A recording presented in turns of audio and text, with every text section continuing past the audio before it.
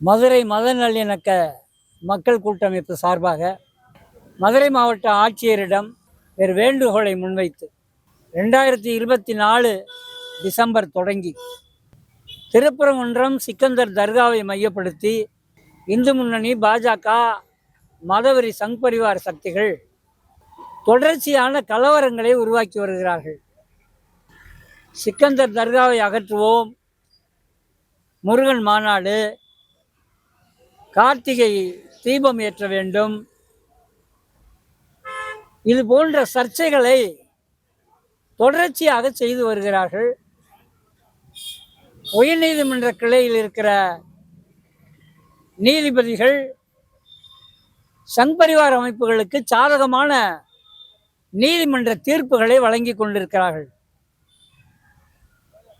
தர்காவிலே ஆடுகோழி வெட்டக்கூடாது, நேர்த்திக்கடன், இது போன்ற நேர்த்திக்கடன்களை செய்யக்கூடாது என உயர்நீதிமன்ற கிளையினுடைய நீதிபதி ஸ்ரீமதி உத்தரவிட்டிருக்கிறார். சந்தனக்குழு விழாவிற்கு இஸ்லாமிய தரப்பு தர்கா நிர்வாகிகள் 50 பேர் தான் மலைக்கு மேலே செல்ல வேண்டும் என மற்றொரு உத்தரவை அவர் போட்டிருக்கிறார். அதோடு மட்டுமல்லாமல் ஊரே பார்க்க காவல்துறை பாதுகாப்போடு மலை மேல் ஏற்றப்பட்ட தர்காவினுடைய கொடி, அந்த கொடியை அகற்ற வேண்டும், கொடியை ஏற்றிய 17 பேர் மீது எஃப்ஐஆர் போட வேண்டும் என ஜி.ஆர். சாமிநாதன் உத்தரவிட்டிருக்கிறார். அவர்கள் எந்த இடத்துல கை காட்டுகிறார்களோ அங்கே தீபம் ஏற்ற வேண்டும் என ஜி.ஆர். சாமிநாதன் கடந்த ஜனவரி 1 அன்று ஒரு உத்தரவையும் போட்டிருக்கிறார். ஆக வரிசையாக போடப்படுகிற இந்த உத்தரவுகள் இஸ்லாமிய சமூகத்திற்கு, இஸ்லாமிய வழிபாட்டு உரிமைக்கு அடிப்படை உரிமையை பறிப்பதாக இருக்கிறது. ஊரே பார்த்து மலை மேலே கொண்டு ஏற்றப்பட்ட கொடியை அகற்று என உத்தரவிடுகிற ஒரு அடாவடி செயலை நீதிமன்றமே செய்திருக்கிறது. இஸ்லாமியர்கள் கொதித்து போயிருக்கிறார்கள். ஒவ்வொன்றாக எங்களுடைய உரிமைகள் பறிக்கப்படுகிறது என. ஆக கலவரத்தை உருவாக்குகிற அர்ஜுன் சம்பத், எச் ராஜா போன்ற கயவாளிகள் மலைக்கு மேலே சென்று மீண்டும் மீண்டும் கலவரங்களை உருவாக்க முயற்சி செய்து கொண்டிருக்கிறார்கள். திருப்பரங்குன்றம் பகுதியில் இருக்கிற மக்கள் கொந்தளிக்கிறார்கள். 100 ஆண்டு காலமாக இருக்கிற பாரம்பரியமான நேர்த்திக்கடன் என்கிற பழக்கம் பறிக்கப்பட்டுள்ளது. எவ்வளவு பேர் போக வேண்டும், எவ்வளவு பேர் வர வேண்டும் என்பதை நீதிமன்றம் தீர்மானிக்கிறது. இவர்கள் யார் தீர்மானிப்பதற்கு? எந்த சட்டத்தின் அடிப்படையிலே தீர்மானிக்கிறார்கள்? இஸ்லாமிய சட்டம் இதை தடுக்கிறதா? இஸ்லாமிய சட்டம் நேர்த்திக்கடன், ஆடு கோழி பலியிடுவதை தடுக்கிறதா என்றால் கிடையாது. இவர்கள் எந்த சட்டத்தின் அடிப்படையிலே செய்கிறார்கள் என கேள்வி எழுப்பிக் கொண்டிருக்கிறார்கள். 2024 டிசம்பரிலிருந்து நடக்கிற செயல்களை பார்த்து 25 ஜனவரியிலே உருவான மதுரை மக்கள் கூட்டமைப்பு மாநகர் காவல்துறைக்கும் மாவட்ட ஆட்சியாளருக்கும் தொடர்ந்து நாங்கள் மனுக்களை அளித்து கொண்டே இருக்கிறோம். சில நேரங்களிலே அவர்கள் எதிர்வினையாற்றி இருக்கிறார்கள். முருகன் மாநாட்டிலே அரசியலாக பேசிய அண்ணாமலை, பவன் கல்யாண், RSS தலைவர்கள் மீது வழக்கு பதிவு செய்திருக்கிறார்கள். எங்கள் மனுவின் அடிப்படையில் தொடர்ச்சியாக திருப்பரங்குன்றத்தில் நடைபெறுகிற கலவரங்களை நிறுத்துங்கள் என்று கேட்டுக்கொண்டோம்.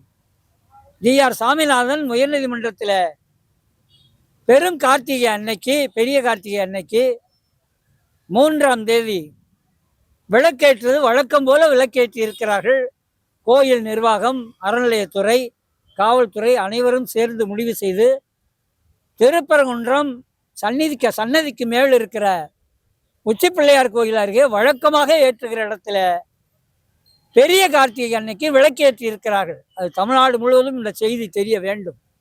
ஏதோ விளக்கேற்றவே இல்லை என்பது போல ஒரு தோற்றத்தை திரும்ப திரும்ப பொய் சொல்லுவதன் மூலமாக உண்மையாக்க முயற்சி செய்கிறார்கள் RSS சங் பரிவார் அமைப்புகள்.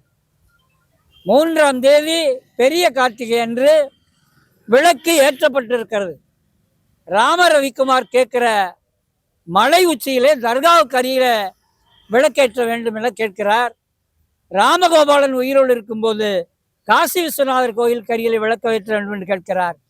இப்படி நினைத்தவன் நினைத்த இடத்திலே விளக்கேற்ற வேண்டும் என கேட்டுக்கொண்டிருக்கிற சூழலில் பழைய தீர்ப்பின்படி திருப்பரங்குன்றத்தினுடைய தலைமைப்பட்ட ராஜாப்பட்டர் வழிகாட்டலின்படி அவர்கள் பெரிய கார்த்திகை அன்னைக்கு விளக்கேற்றி இருக்கிறார்கள். அதை மீறி உயர்நீதிமன்ற நீதிபதி ஜி.ஆர். சாமிநாதன் ராம ரவிக்குமார் எங்கே விளக்கேற்ற வேண்டும் என சொன்னாரோ அங்கே ஏற்ற வேண்டும் என அவர் உத்தரவிடுகிறார். இதை எதிர்த்து தமிழ்நாடு அரசு, மதுரை மாநகர காவல்துறை மிக உறுதியாக நின்று அப்படி ஏற்ற முடியாது என 144 தடை உத்தரவு போட்டார்கள். மறுநாளும் அவர் உத்தரவு போடுகிறார், அங்கே விளக்கேற்ற வேண்டும் என. பெரிய கார்த்திகை அன்றைக்கு ஒரு நாள் தான் ஏற்றுவார்கள், நினைச்ச நாள்லாம் ஏற்ற முடியாது. இந்து முன்னணி இப்போ அறிவிச்சிருக்கிறான், மார்ச் 2ஆம் தேதி விளக்கேற்றியாக வேண்டும் அப்படின்னு இப்போ அறிவிச்சிருக்கான். மார்ச் 2ஆம் தேதி கார்த்திகையா, பெரிய கார்த்திகையா? கிடையாது. அவன் நினைச்சதை நினைச்ச நாளில் செய்யணும்னு நினைக்கிறாங்க. இப்படி ஒரு கலவர சூழல் மார்ச் 2ஆம் தேதி வரை என தொடர்ந்து கொண்டே இருக்கிறது, நீடித்து கொண்டே இருக்கிறது. மாவட்ட நிர்வாகமும் மாநகர காவல்துறையும் தமிழ்நாடு அரசும் இதை எப்படி கையாள்வது என்பதில் பல்வேறு முறைகளை எடுத்து கொண்டிருக்கிறார்கள். இந்த சூழலில் நீதிமன்ற அவமதிப்பு வழக்கை போட்டு ஒரு சரியான வேலையை செய்த, கலவரம் உருவாக்காமல் தடுத்த மாவட்ட ஆட்சியாளரை மன்னிப்பு கேட்க வைத்திருக்கிறது உயர்நீதிமன்ற கிளை ஜி.ஆர். சாமிநாதனுடைய பெஞ்ச். இது வன்மையாக கண்டிக்கத்தக்கது. இந்த சூழலில் மோடி வருகிறார் தமிழ்நாட்டுக்கு. ஏற்கனவே சென்னை வந்தார், இப்பொழுது அவர் மதுரை வருகிறார். தேர்தலுக்காக வருகிறார், தேர்தல் பிரச்சாரத்திற்கு வருகிறார். ஏதோ சாலையை திறந்து வைக்கிற அரசு நிகழ்ச்சியும் இருக்கிறது. அவர் அரசு நிகழ்ச்சிக்கு வரட்டும், தேர்தல் பரப்புரைக்கு வரட்டும், அவருடைய கூட்டணி கட்சியினர் எல்லாம் மேடைகளை ஏற்றட்டும், எங்களுக்கு எந்த ஆட்சேபனையும் கிடையாது. இது இனி தேர்தல் காலம். ஒவ்வொரு கூட்டணி கட்சி தலைவர்களும் ஆங்காங்கு வருவார்கள். மதுரையிலே கடந்த வாரம் திராவிட முன்னேற்ற கழகம் ஒரு கூட்டத்தை முடித்திருக்கிறது. பாஜக அணி வருகிறது, வரட்டும் போகட்டும். ஓராண்டுக்கு மேலே நீடிக்கக்கூடிய திருப்பரங்குன்றம் அந்த சூழலை தீர்ப்பதற்கு மாவட்ட நிர்வாகம், மாநகர காவல்துறை, தமிழ்நாடு அரசு முயற்சி செய்து கொண்டிருக்கிற இந்த காலகட்டத்தில் மோடி, பிரதமர் மோடி திருப்பரங்குன்றத்திற்கு செல்லுவார் என்கிற செய்தியை தொடர்ச்சியாக நாங்கள் பார்க்குறோம். ஒரு பக்தன் என்கிற முறையில் தன்னை ஒரு இந்து என நம்புகிற மோடி எந்த கோயிலுக்கும் போவதற்கு அவருக்கு அடிப்படை உரிமை உண்டு, அது எங்களுக்கு தெரியும். ஒரு பக்தனை நீ அங்கே போகாதே இங்கே போகாதே என சொல்லுவதற்கு நாங்கள் தயாராக இல்லை. முருகன் கோயிலுக்குத்தான் போக வேண்டும் என்றால் இன்னொரு படை வீடு இருக்கிறது, அழகர் கோயில் மலை உச்சியிலே பழமுதிர் சோலை இருக்கிறது, அவர் அங்கு செல்லலாம். மீனாட்சி அம்மன் கோயிலுக்கு செல்லலாம், மாரியம்மன் கோயிலுக்கு செல்லலாம், ஏன் பாண்டி கோயிலுக்கு கூட செல்லலாம். ஆனால் அவர் திருப்பரங்குன்றம் செல்லுவார் என்கிற தகவல் என்பது ஜனநாயக சக்திகளுக்கு மத நல்லிணக்க மரபை காப்பாற்ற வேண்டும் என நினைக்கக்கூடிய எங்களை போன்ற மதுரையில் இயங்கக்கூடிய பல்வேறு அமைப்புகளை சார்ந்தவர்களுக்கு அதிர்ச்சியாக இருக்கிறது, இஸ்லாமிய சமூகத்திற்கு அச்சமாக இருக்கிறது. ஏனென்றால் ஏற்கனவே வரிசையாக உரிமைகள் பறிக்கப்பட்டவர்களாக இஸ்லாமிய சமூகம் இருக்கிறது. அந்த இஸ்லாமிய சமூகம் மோடி திருப்பரங்குன்றத்திற்கு போவாரேயானால் கலவரக்காரர்களுக்கு அது ஒரு உற்சாகத்தை அளிப்பதாக இருக்கும், கலவரம் செய்வதற்கு ஊக்கப்படுத்துவதாக இருக்கும். ஒரு தனிநபராக மோடி எந்த கோயிலுக்கும் செல்லலாம், எந்த கோயிலிலும் அவர் வழிபடலாம். ஆனால் ஒரு நாட்டினுடைய பிரதமர் இந்துக்களுக்கும், இஸ்லாமியர்களுக்கும், கிறிஸ்தவர்களுக்கும், பௌத்தர்களுக்கும், சமணர்களுக்கும் அனைவருக்குமானவர் ஒரு பிரதமர் என்பவர். அவர் பாஜக தலைவராக இருந்தால் கூட அவர் அனைத்து மத மக்களுக்கான பிரதமர். அவர் சூழல் கருதி, இடம்பொருள் ஏவல் கருதி என்ன சூழல் நிலவுகிறது என்பதை கவனத்திலே கொண்டு திருப்பரங்குன்றம் போவதை தவிர்க்க வேண்டும் என மதுரை மத நல்லிணக்க மக்கள் கூட்டமைப்பு ஒரு மனுவை வேண்டுகோளாக மாவட்ட கலெக்டரிடம் கொடுத்திருக்கிறோம். எதற்காக என்றால் மாவட்ட தலைவர் எங்களுக்கு மாவட்ட ஆட்சியாளர் தான். அவர் முதலமைச்சர்கிட்ட பேசட்டும், அறநிலையத்துறையிட்ட பேசட்டும், அவர்கள் மூலமாக பிரதமர் மோடியிடம் பேசட்டும். இந்த சூழலில் நீங்கள் திருப்பரங்குன்றம் செல்லுவது பொருத்தமாக இருக்காது என அரசு அவருக்கு உணர்த்த வேண்டிய தேவையும் அவசியமும் இருக்கிறது என நாங்கள் கருதுகிறோம். அவருடைய பக்திக்கோ அவருடைய பயண திட்டத்திற்கோ நாங்கள் எதிராக இல்லை, தடையாக இல்லை.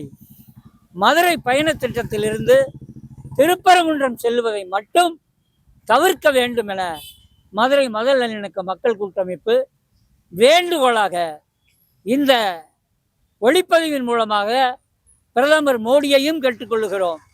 மாவட்ட ஆட்சியாளர் இதை வலியுறுத்த வேண்டும். ஏனென்றால் உங்களுக்குத்தான் தெரியும் திருப்பரங்குன்றத்தினுடைய நிலை. மோடிக்கோ அவருடைய கட்சிக்காரர்களுக்கோ தெரிந்தாலும் அதை பற்றி அவர்கள் கவலைப்பட மாட்டார்கள். நீங்கள் வலியுறுத்த வேண்டும். முதலமைச்சர் ஸ்டாலின் அவர்கள் தன்னுடைய அதிகாரத்தை பயன்படுத்தி பிரதமரிடம் பேச வேண்டும். மதுரையினுடைய சூழல், திருப்பரங்குன்றம் சூழல் நெருக்கடியாக, பிரச்சனைக்குரியதாக, கலவர சூழலாக இருக்கிறது. அதுவும் இது தேர்தல் காலம். பெரும்பான்மை வாக்குகளை குறிவைத்து இது போன்ற செயல்களில் அரசியலாக செய்யக்கூடாது. ஒரு பக்தி பயணம் என்பது வேறு, ஒரு அரசியல் பயணம் என்பது வேறு. அவர் அரசியலாக தேர்தல் பரப்புரைக்கு வருகிறார், அரசு பயணமாக சாலையை திறந்து வைக்க வருகிறார். திருப்பரங்குன்றம் செல்வாரையானால் அதுவும் ஒரு அரசியல் நிகழ்ச்சி தான் என்பதை சுட்டிக்காட்ட நாங்கள் கடமைப்பட்டிருக்கிறோம். எனவே பிரதமர் மோடி திருப்பரங்குன்றம் செல்லுவதை தவிர்க்க வேண்டும் என மதுரை மக்கள் சார்பாக, இந்த மாவட்ட மக்கள் சார்பாக, திருப்பரங்குன்றம் சார்பாக மிக வலியுறுத்தி கேட்டுக்கொள்கிறோம். மாவட்ட ஆட்சியர் இந்த மாவட்டத்தினுடைய நிலைமையை புரிந்து கொண்டு பிரதமர் மோடி அவர்களிடம் நீங்கள் திருப்பரங்குன்றம் செல்கிற திட்டத்தை மட்டும் கைவிட வேண்டும், தவிர்க்க வேண்டும் என வேண்டுகோள் வைக்க வேண்டும் என மாவட்ட ஆட்சியாளரை, தமிழ்நாடு அரசை கேட்டுக்கொள்கிறோம். இது மக்களுடைய நலனுக்காகத்தான். நீங்கள் மத வெறியை அரசியலாக்க முயற்சி செய்கிறவர்களுக்கு ஊக்கமளிக்கிற வகையிலே திருப்பரங்குன்றம் செல்லக்கூடாது. நாங்கள் இதற்கு எதிராக மிகப்பெரிய போராட்டங்களோ தடை செய்கிற எந்த நிகழ்வுகளையும் கட்டமைப்பதற்கு மதுரை மதல் நல்லிணக்க மக்கள் கூட்டமைப்பு முனையவில்லை, முடிவெடுக்கவில்லை, தயாராகவில்லை. நாங்கள் மாவட்ட ஆட்சியாளரை நம்புகிறோம். மாவட்ட ஆட்சியாளருடைய கருத்தை பிரதமர் மதிக்க வேண்டும் என நாங்கள் வேண்டுகோள் வைக்கிறோம். அந்த அடிப்படையிலே மாவட்ட ஆட்சியாளரை மதித்து இந்த மனுவை நாங்கள் வழங்கியிருக்கிறோம். இதை மதித்து பிரதமர் அவர்கள் தன்னுடைய பயண திட்டத்தில் இருந்து திருப்பரங்குன்றம் செல்லுவதை தவிர்க்க வேண்டும், விடுபட வேண்டும், விளக்க வேண்டும் என மெத்த அக்கறையோடு நாங்கள் பிரதமர் அவர்களை கேட்டுக்கொள்கிறோம்.